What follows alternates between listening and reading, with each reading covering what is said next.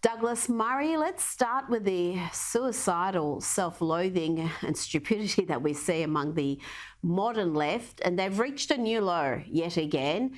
Have a look at this TikTok trend featuring thousands of what seem to be educated Americans talking about reading Osama bin Laden's letter to America, where he explains why he attacked the US. These TikTokers say this letter opened their eyes and made them reevaluate how they see the world.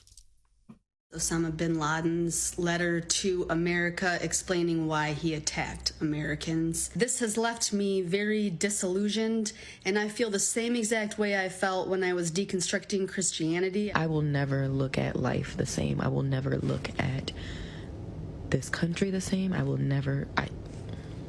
Please read it, and if you have read it, let me know if you are also going through an existential crisis in this very moment, because in the last 20 minutes, my entire viewpoint on the entire life I have believed and I have lived has changed. In reading the letter, I could only think of this tweet that I saw the other day. Under settler colonialism, any kind of resistance is branded as terrorist because the only acceptable violence is violence by the occupier. Douglas, we're in deep trouble, aren't we? I think we are. The parents of these kids or young people have completely failed. They've completely failed to educate their children in any way whatsoever.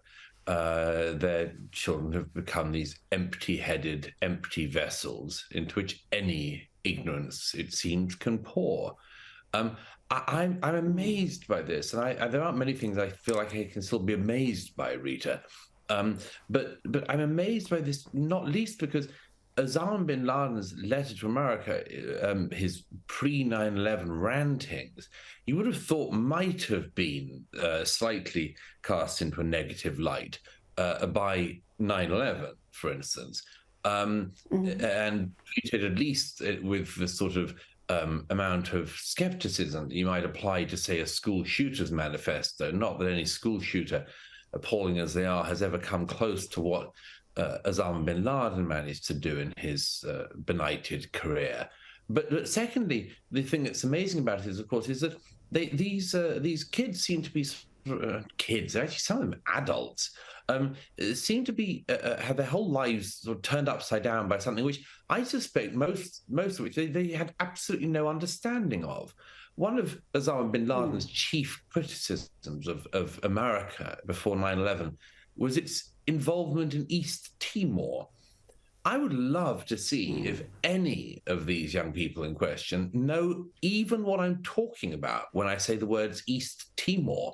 I once did a discussion about Osama bin Laden on the BBC with a left-wing editor, and I said East Timor in regards to Osama bin Laden, and in the break, I saw her Googling East Timor on her phone.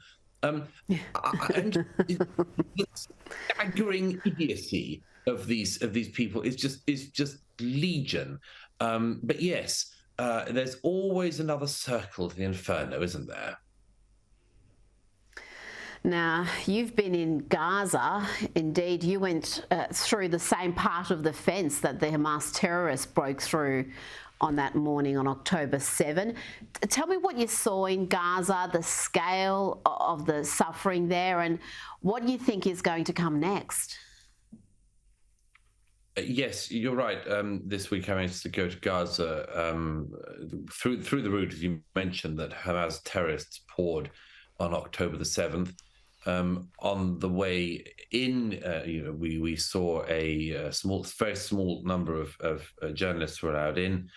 We were shown, among other things, a new tunnel, one of the Hamas terror tunnels that the IDF had discovered. They blew it up in front of us as part of this huge underground network. Of course, we've said before, but it bears repeating that Hamas, could have made Gaza into the Singapore on the sea, and they made it into this sort of hole where they just dug down and dug their terror tunnel network. So we saw that and saw the IDF trying to destroy part of that. and further were the first journalists to view the humanitarian corridor that the Israelis had opened up. We were just up from the Al-Shifa hospital, which the world's been concentrated on this week, and just up the road from the Shifa hospital, we're able to see the movement of Gazans from north to south under the directions of the IDF.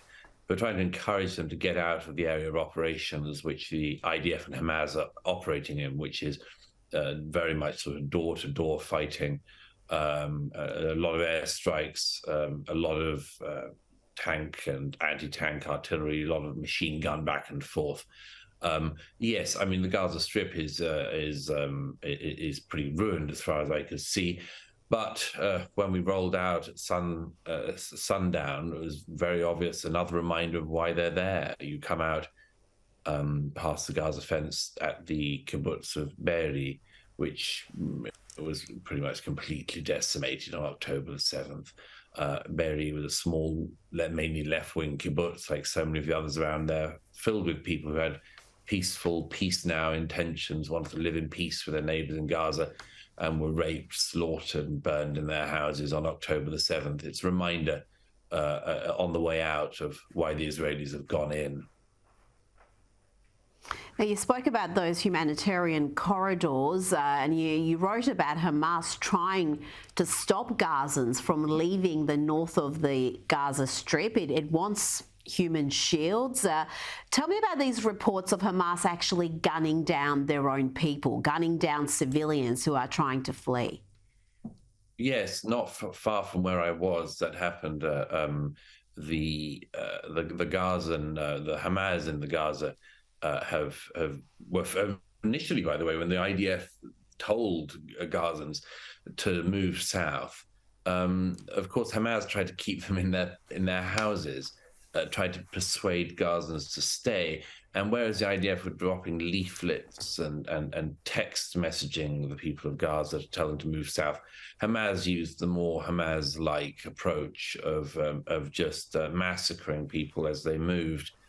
Of course, in their international wisdom, the international press, to a great extent, said that this was the Israelis who had gunned down the civilians. The Israelis have no need to or wish to gun down civilians going from north to south. They wish only to capture, first of all, Hamas leaders, and secondly, to try to find some of the 240 Israeli civilians, completely innocent civilians who were torn from their houses and families on October 7th and are currently believed to be in Gaza as hostages. So that's the only reason the Israelis have to be searching people as they go south. Hamas used its own normal tactics, and once again it showed its great love of the Palestinian people by shooting them as they fled.